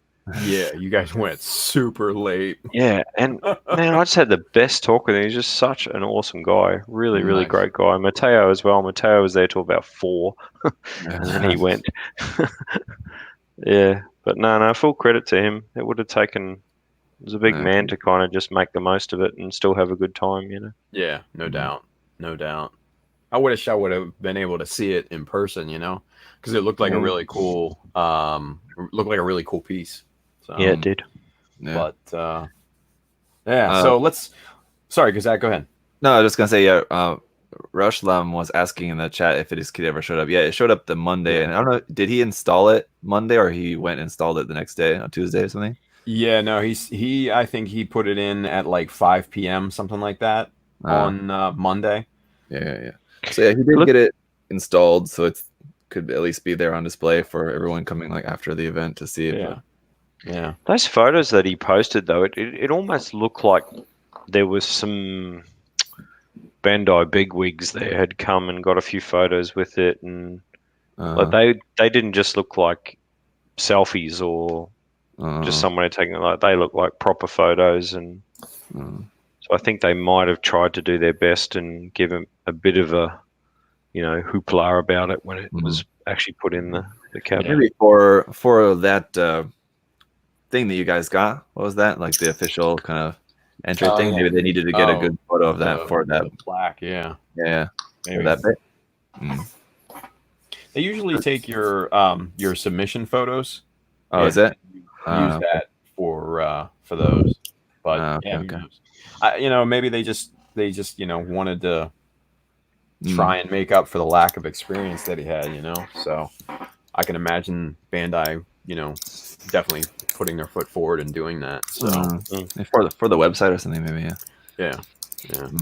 So, but so Sunday, the big day, we all meet in the lobby at what time was it? Like 8, 10, something like that. 10 was it? Yeah. No, it was earlier than that. It was like, was it 8:45? We were all there, something like that. There you go. But so we're all just down there hanging out, preparing, starting to get nervous. We're just waiting for the buses to come and load us all in with our entries and everything. We got cases, boxes, supplies, everything in hand. They bus us over to Diver City, and and you guys can see the whole thing kind of transpire in Zach's video. We get paraded through the mall early in the morning. People are like, "Ooh," but we go in, set up. That was kind of a whirlwind. I know, Aaron, your entry is like what, 2 or 3 pieces? You're just like boom, boom, done. I definitely it's more than 3 pieces, but like I definitely learned from the year before, because like the year before I kind of built it to compete in Australia, and then when I ended up winning, I sort of thought to myself, Jesus, this thing is going to be a challenge to have to rebuild there. So when I was building the entry from this year, I made sure that it was all magnets. Everything just came apart really easily. So it wasn't was a pretty easy assembly when I got there. Yours was too, though. Like your bass and everything just all went together nicely, and the shoots all went on. It's a bit of a song and dance. So he had screws and stuff and everything, right? What's that? Yeah, Tim had screws and stuff and everything. Yeah, bolts, quarter 20 bolts holding that thing together. But yeah, so I mean, for those of you that haven't seen the song and dance of the airdrop being put together, the bass is the big part. The bass is 5 separate pieces that gets bolted all together, and then the chutes get hung, and then the actual Jesta is pretty much all together. So I don't have to, fiddle around with that and connect it to the magnets, and bada boom, bada bang, you're done. But yeah, it's kind of a song and dance, story of my life, especially when I went in 16 with the Hummingbird. That was a nightmare. So luckily airdrop was way more simple, and it only took me like a half hour to put it in the case. So, but yeah, what I think one important thing to mention, because someone was asking about this in the chat too, is about access and just like to the different parts of the event over the course of the day. So during this time, during the setup time, you're not allowed, like only people that are allowed into that area, obviously where they're setting up, is just the contestants and the special guests. Yeah, you're like usually the person's spouse or parent, or in my case, I was Aaron's +1, so like I had the pass as Aaron's guest there. So you gotta either be one of the contestants, or you gotta have like a pass to get into the area, like during the setup time, and then the other times that's pretty much it. Yeah, media some media is there too. Yeah. Interviewing people. Was there any time during the day when just the public was allowed into the center space? I don't think so. No, that happens the following day. Yeah. So it's like once everyone's all set up, then at least that's kind of like out of the way. But then they're doing the judging straight away after that. The judges, as soon as everyone was done setting up, the judges were going around like right away. They get on it right away too. They don't waste any time.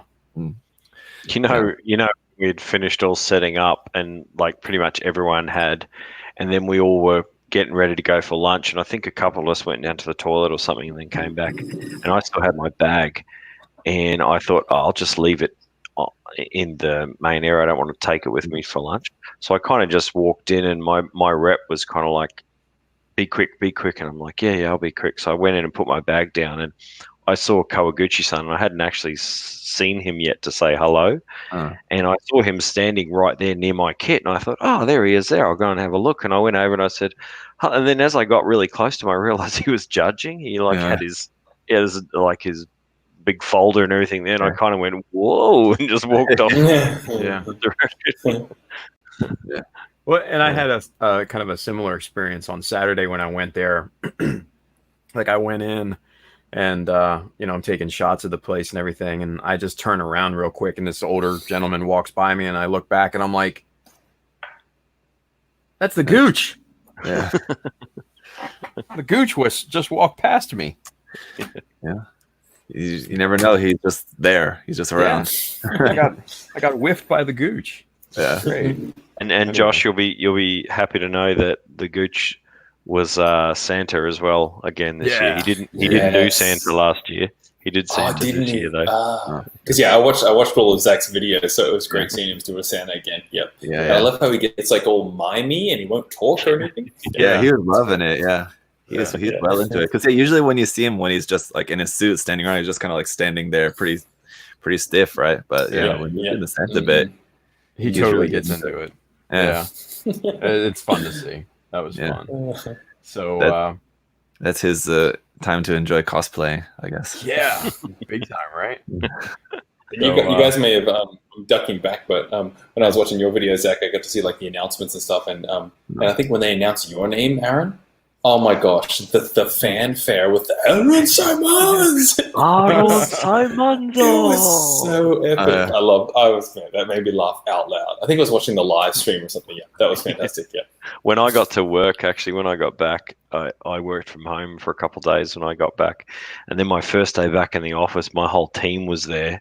And I've got like 16 guys in my team. And there was about 8 of them there in the office. And when I walked in, they all kind of turned around and went, Aaron Simondo! And they were just saying it to me all day. They'd all seen it.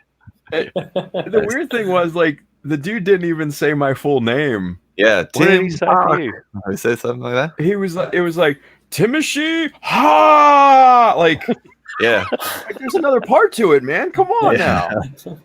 It's like some big, like a Gundam like lineup snipe shot where it just destroys anything, and just the Hark destroys the rest of the letters of your name. It doesn't matter anymore. Just Mateo's name was awesome too. How he said Mateo's name. Oh, I missed it. Yeah, have a look. Have a back through. What's Mateo's last name? Yeah,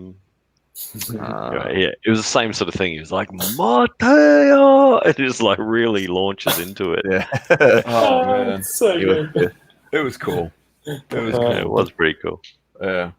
So so we get through judging, and we had amazing lunch. That was on Bandai again. Yeah, I really enjoyed Tim's sushi dunking. Hey man, it's what I do.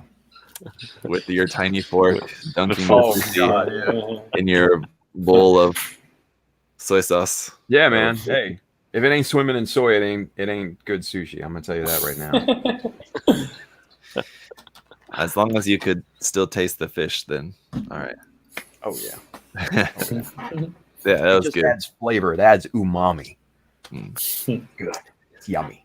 That place is really good. We went to the sushi train place there. It's really, really good. Yeah. Is it the place where the actual little train comes like right next to you, like that? Yeah. Little monorail sort of thing. Little monorail. Yes. It was pretty good. It's pretty It was a good. lot of fun. Yeah. So it was another case of where Bandai was paying, so we were just ordering the whole time. You can see the stack of plates in Zach's video. Oh, it was good. It was good. Ate very well. And then we go back for the announcement ceremony and learn we all lost, and it was just like we were just about to pull a Josh and be like, straight to the bin. Yes, man. I should have made you like special badges just for the trip. We were actually talking about like we wish we had buttons. The buttons that you had made that one year, like because we just would have been like, I need. Yeah. We had to repair that because after the ceremony they put the stickers on the windows. Yeah, on the cases, for the first place and the second place, and like the special prizes. Yeah. So we need to get stickers printed for straight to the bin to stick on the ones that don't win. If I would have been pissed off at us. If I know whoever I know anybody winning next year, I'm going to send them some badges and some stickers to get it over there. That'll be so good. Yeah. Good luck getting that on the cabinet with the band. Get that shit off of there. Come on. I'll try to make it look super official. Yeah. So the results came out. Yeah. They didn't come out actually. Not all the results, just the first 3, right? And I think a lot of people are still a bit salty over that, So I learned my placing from David Clark from Bluefin. For those of you that didn't see the last episode of Mechanism, I placed 10th. Ouch! It still hurts. So yeah, 10th. Out of how many? Realistically, 17. 14 really. Because 2 weren't there. A ton weren't there. So 10th out of 14. It sucks. I was a bit kind of gut punched at that point because seeing what we saw, I knew I wasn't going to place. I didn't have any hopes on that, but I was hoping like I could at least get 7th again, like match my 2016 performance. But yeah, he said 10th. I was just like, okay. Stings a little bit, but in retrospect, looking at how airdrop looks in the case, my problem was lighting. That's true. Well, the parachutes cast a shadow down from the overhead light, so I needed some side light. That was lack of foresight on my part. So I wonder how much the judges really took that into account, though, because if it was me, I wouldn't really count that much against the kit, because it's not really anything that you did like right or wrong. Yes, but seeing the details was probably maybe harder to see, but I mean, the judges were opening the cabinets and like getting in real close, and it wasn't that dark in there, and if they really needed, they could like use a light or whatever. But I know when I judge as well, I'll get my phone out and get the light on to get different angles and so on. Yeah.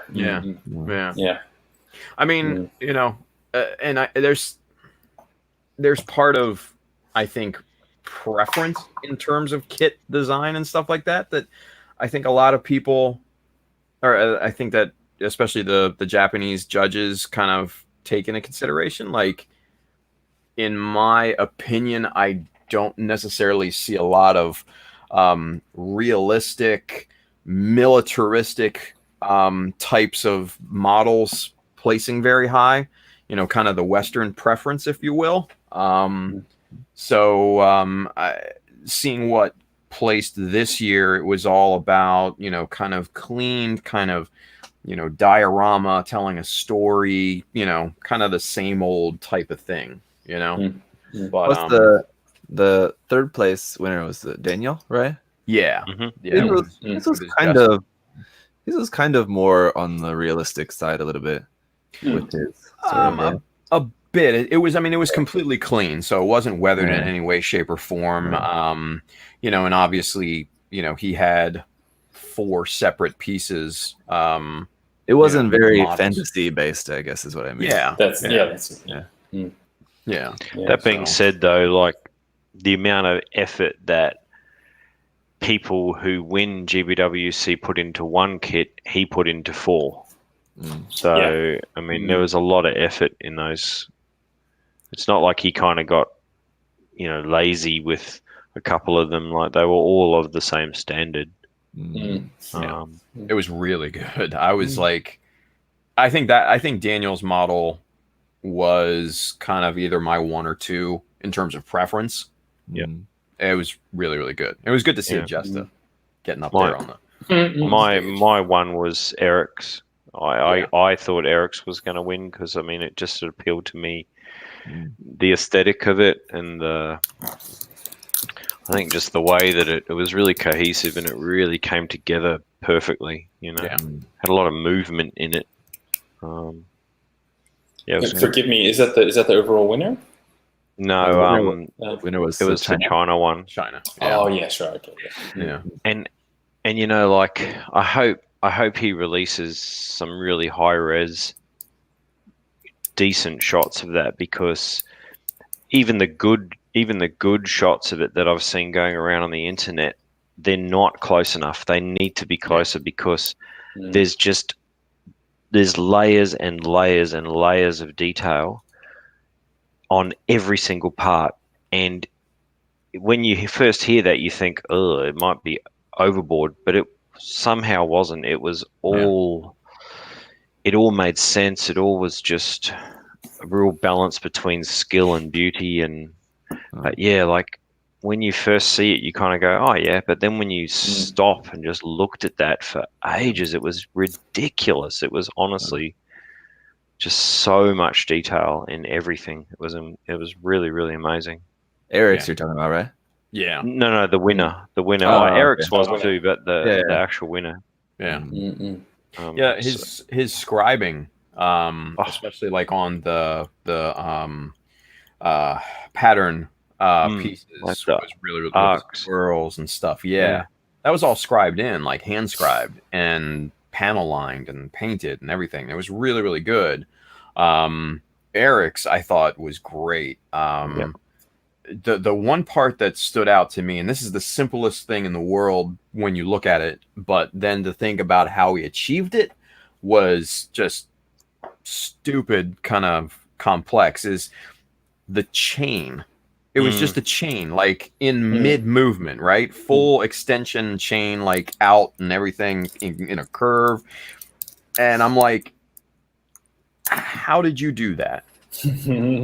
And he said that was the hardest part of the whole thing, hands down. He said what got it there was white glue. Wow. You know, he said he tried a bunch of other things, but white glue was the one thing that got it to stay in place. I was just like, that's crazy. Yeah. Wow. So yeah, Eric Yap, for those of you wondering, just a great build, and Daniel as well was just awesome, as you know, too, because like neither one of these guys expected anything like going into this.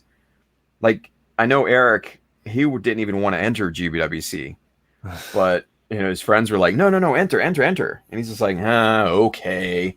And here you go, second place in the world, right? Like, come on, man. Just that's really kind of what it's all about. It was awesome. So, did you, Aaron, with you going second time, did you have any change in expectations, or wanting to get the same as last time, or anything like that? What was your kind of mental approach to it, or emotions? No, so that's actually a really good question, because a lot of people have kind of asked me a similar sort of thing. But for me, my change in mindset was that when I built my entry for this year, I built that to compete in Japan, not to compete in Australia. And so, like, when I built that, I was, as much as I obviously wanted to and needed to win Australia, I definitely was like, okay, I'm going to build something that will have a place in Tokyo. You know what I mean? And it's a bit of a gamble, because you never know what they're going to want in Tokyo, and you never know the kind of aesthetic they're looking for in Tokyo. But in your local competition, you generally know all the other builders, and you kind of know how to be competitive in your own country. But I felt like last year when I went there, I felt like my model was kind of like, compared to the, say, top, you know, all the ones above me, they were on a different level, you know. So when I came up with that concept and when I built that, I was very much, I really wasn't even thinking about the Australian competition in terms of being competitive for it. I was really just focused on that. And I kind of felt like, you know, the scale, the size, the kind of impact and everything that you need to have when you get to Tokyo, I sort of felt I had it much more than I did the year before. You know, obviously not enough to be on the top 3 spots, but yeah, that's kind of how I approached it. And I almost think you have to approach it like that, right? Like, you have to, if you're genuinely serious about winning the whole comp, and don't get me wrong, every person that goes there thinks and wants to win. That's just, we're all very competitive at this level. There's nothing wrong with it. So, you know, if you think you've got the skills and the kind of the ability to be competitive and potentially win, then you really do need to be focused on winning that competition, as opposed to just focusing on beating the local crew around you, you know. Yeah. And we actually, Aaron and I actually had a really kind of great conversation about, you know, kind of the GBWC mindset and all that. And I think we, you know, are kind of this, obviously of the same mind. But, you know, you do need to be almost obsessive. And I hate to, there's no better term other than that, because it sounds negative, but you need to obsess over the details. You need to obsess over the subject matter. You need to obsess over fit and finish and presentation. Yeah, I mean, it's when you get to, I guess, a certain mindset, if you will, you kind of know it, right? And Aaron, you know, I think you can kind of, I guess, agree with me on that. But it's just, you get to a point where you're beyond just making a model in terms of, just for fun. You kind of progress into making a piece of art. Yeah. Right. Mm. And that's how you have to approach the competition, whether it's in your country or, because see, the thing is that, what you do in your country, that's it. You have to take that with you, and you can't then go, all right, now I'm competing with other equally high level kits, and I've got to now bring my A game. You just have to compete for that comp in the beginning. Another thing that is a challenge about it is that it moves every year in terms of when you look at not so much the winners, because the winners generally tend to, for the most part, always be phenomenal pieces of art. But I just mean if you look at the kind of the average of everything there, and kind of you look down it and you can kind of go, yes, these are all of equivalent level. Yeah. They're all different, but I can tell that every one of those has been made by very, very closely skilled people. Yeah. And then next year you look at them and they're like, whoa, they're all different. They're not, but not different in the sense that they're just different. They're different. Like there's different skills being put into them. There's stuff you didn't see from the year before. And then, next year it'll be the same. There'll be things like that curved panel lining we were just talking about, Tim. Next year that'll just be the norm, and there'll be kits that have that incorporated, and someone else will bring something that you'll look at it and go, holy shit. Yeah.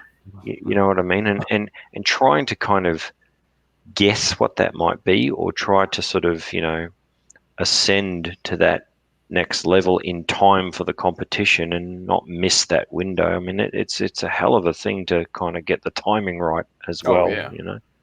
I mean, part of it, I think at least excuse me, at least half of it is your skill level, but then to try and win it all, the other half is kind of like luck. Because you have to be able to accurately predict what the judges are looking for that year. Because like you said, it's a moving goalpost every single year. And if you go back in time in terms of past GBWC champions, you go back to 2012, 13, 14, you look at guys like Ide, you look at guys like Shunegi, highly technical builds that didn't tell a story. They were just presentation pieces. They were just models sitting on a base, right? But they won everything. They won it all. And I always say this, and I always give Win a hard time. Win comes along and just ruins it for everybody, right? He makes these amazing dioramas with movement and flair that tells a story, and he just screwed the pooch for all of us technical builders. And I kid him, and I totally am kidding when I say that, but he really did kind of change the direction that GBWC took, and you can kind of see that, from year to year up to when Win won in, what was it, 14 or 15, something like that. And then it just kind of diverted into, hey, let's tell a story, So it's just one of those things that you kind of need to be a fortune teller and kind of be able to try to predict the future a little bit. So it's a tough thing. It's a really, really tough thing. Only one person in the world's going to win it all. So sometimes you hit, sometimes you miss. And you don't know where you stacked up in the rankings, Aaron? Yeah, I do. I came fourth. I came fourth, actually. Fourth. Wow. Fourth in the freaking world. Does that what does that feel like? Is that I like don't know if I meant to tell you that, but anyway. Okay. Is that like for you? Is that like so close, or is it like okay? Well, what's that like? Well, I mean, I wanted to improve on my one from last year. I was 9th last year, so I did that. But it's kind of weird because I know in my build I had elements that, like I had like the Japanese flag on the ground, and I made it very clear that I was modeled. I was using probably the most favorite samurai in Japanese culture as a centerpiece. So there were a lot of risks in my build. And like I talked to Lincoln Wright extensively about it when I was in the concept going, is this going to offend anyone? And he was kind of like, I thought he'd go, nah, don't be stupid. Like, it's fine. But he was like, well, tell me more about it. So I was, and all those elements that I had there, I kind of thought, well, it's a risk, sure, but that's what I want to do. So I'm going to do it. And when we didn't know where we placed, like I was kind of like, well, did they hate it? Did I offend anyone? Like, I'd like to know. And so at least by knowing that I placed there, I knew that they did like it. It was just genuinely beaten by 3 better kits, which kind of made me feel better, in some way. Sure. I just pictured Kawaguchi, like there's like some background footage. Kawaguchi's trying to get to your kit to like break it apart, and they're like holding him back, and he's all mad and everything. And I'll be honest, it is a shame that they are not going to be releasing the scores. But yeah, I was going to ask you, Tim, you guys heard your placing, but did you get like your score breakdown, like which part you did better at than others? No, that kind of they won't give us the scores. Yeah. And the thing, and Tim and I, we talked about this the other night, but the thing that kind of, it doesn't annoy me to the point where I'm like walking around annoyed, but I just think that people, Bandai perhaps have forgotten one key element to this. It's a competition. Yeah. Okay. It's a worldwide competition, and we are competitors, and there's nothing else on the planet where competitors don't know where they fall. Right. Like it's not a fun thing. It's not right. We are all there trying to win. We are competing in something that's a competitive competition. So I think that knowing the scores, no matter how they want to present it, I think the issue with last year was how they may have presented the scores. But issuing it to the 17 or however many guys over there and sort of saying, guys, look, here's your scores because you are competitors at that highest level and you deserve to see where you fall so you can improve or whatever it might be. But it's kind of in bad taste to go around saying, you go last, or you came here, or you only scored there. I mean, none of us in certainly in this year's group, no one has got any other interest in knowing those scores except for they want to know where they were weak, where they can improve, and what they could have done better. No one wants those scores so that we can sort of point fingers and go, Right. Well, what they could have done even was just not display it during like the public broadcast of the ceremony, but show it like during the after party or something. Yeah. At least. Or even just like not even private, at the time, just mail it out to you guys privately, just something. Later. Something, right? Yeah. I wonder what the reason for that would be, why they wouldn't tell you. Is it just they don't want to even have to deal with any people communicating and stacking up their amounts and stuff like that, stacking up their scores? There's rumor and speculation that I don't necessarily think it's good to get into. So they have their reasons, and I think it's probably best for everybody if we just let them be until we know the fact, right? Yeah. Point is that they're not wanting to say even the reason why. Yeah, no, they're not. Yeah, they're not. Not official. They don't have. They don't have to. I'm always curious behind things like this because I can't think of a reason why. Anyway, we'll tell you after we end, Josh. Don't worry about it. This is oblivious Josh here. Yeah. No, just it's one of those things. But to kind of piggyback off Aaron, it's just like we're all adults here, right? Like I can understand. Okay, you don't want to release the scores for the kids. I totally get that. They're kids, right? They're still kind of developing. There's peer pressure. They're kids. I get it. But in the open, we're adults. Like we can take it. Like give us the scores. Like come on, right? Like I want to know what I got in terms of concept. Like that's my number one like question mark in my head, right? Like paint and craftsmanship, whatever. I think I did pretty well on those. It's the concept that I want to know. Like, how did that score to the judges? Because, I was telling Aaron and Zach, like, over there, like, I think I got something unique here. Like, when I looked at the rest of the entries, I'm like, it's different, but I don't know how they're going to take it. You know what I mean? So it's like I want to know my creative score. Sure.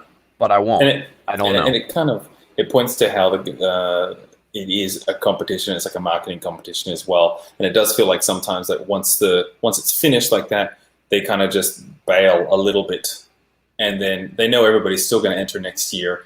And this isn't going to make you not enter. And so it's a little bit frustrating like that, where it's not as supportive, like, okay, we're going to meet with you guys and talk to you so you can do even better next year. It kind of is just, okay, off you go sort of feeling, which is a shame. It's a reality, I guess, for what the competition actually is, but it is a shame. Yeah. And I also think that, there's a certain level of respect and stuff like that is obviously prevalent in the Japanese culture. So I think that probably has a lot to do with it as well. So I don't know.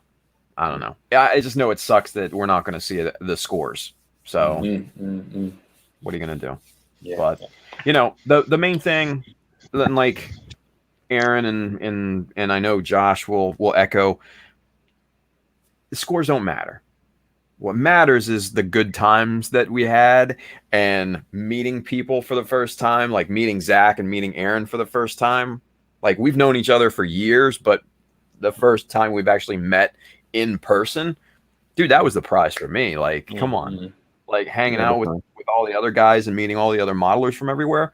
The after party when we were playing the games and everything and just going crazy. And, I'm the loud American in the back banging on the table and, yelling and screaming and everything. And that was just so much damn fun. We were having a great time, but that was good. If you're going to enter GBWC, that's the prize. Yeah. The trip to Japan, the times that you spend with people, the people that you meet, that's the prize. Don't ever get it twisted. That gold trophy, that silver trophy, that brown weird bronze trophy. Did you guys see that brown? It's weird. That's secondary. The prize is the time that you get to spend with people. That's the real prize. And it's a lot too. You get a lot of time with each other. Yeah. It's not like just one kind of day. I mean, you get a long time with each other, It's cool. Like I kind of wish it was like, oh, you're right.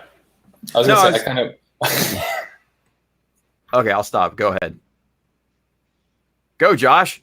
Okay. I was going to say, I kind of wish the competition would be like, all you guys around the world, you win, you get first place, you go to Japan, and it's just to celebrate. There's no even first, second, third over there. No worlds, no nothing.